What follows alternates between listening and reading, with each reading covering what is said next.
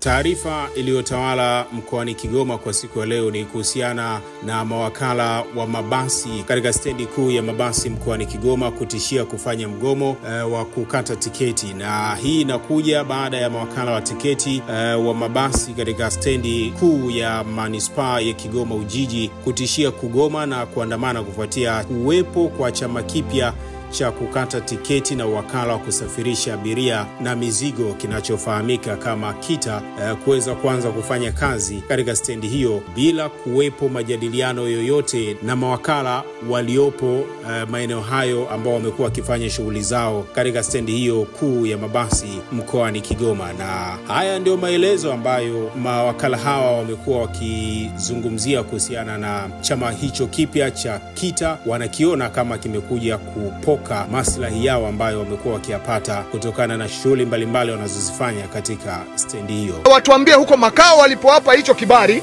atuambie afisa maendeleo kwamba ni stendi gani Tanzania hii na vyama viwili. Na juzi umesikia taarifa bandarini walikuwa wamekataliwa, wanafukuzwa.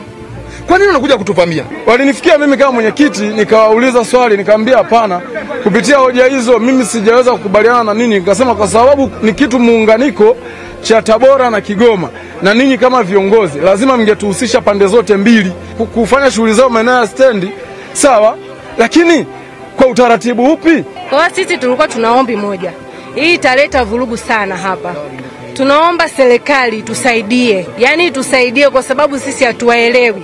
Tofauti na hivyo, yani itupe maelekezo kamili kuhusu watu wa KITA.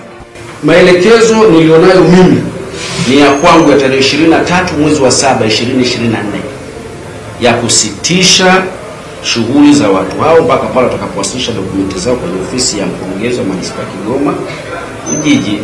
Na uzuri wa bahati, barua yangu ya zuio la shughuli yao nilitoa nakala ofisi ya mkuu wa wilaya, lakini kwa kamanda wa wilaya wa jeshi la polisi na wao wenyewe.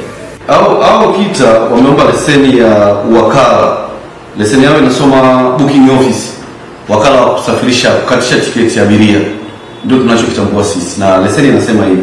Kwenye leseni ya kuzungumzia masuala ya uongozi wa vyama vya wapiga debe, leseni inasema ni booking office, kwamba wana ofisi, mteja akija anataka kukata tiketi ya kusafiri wanamkatia na maelekezo basi imepaki wapi, kama taratibu za booking office zinavyojulikana. Bana, usisahau kusubscribe, kushare na kucomment YouTube channel yetu ya Red Pro Media kwa taarifa zaidi kama hizi ambazo tunaendelea kukupatia kupitia hapa Red Pro Media.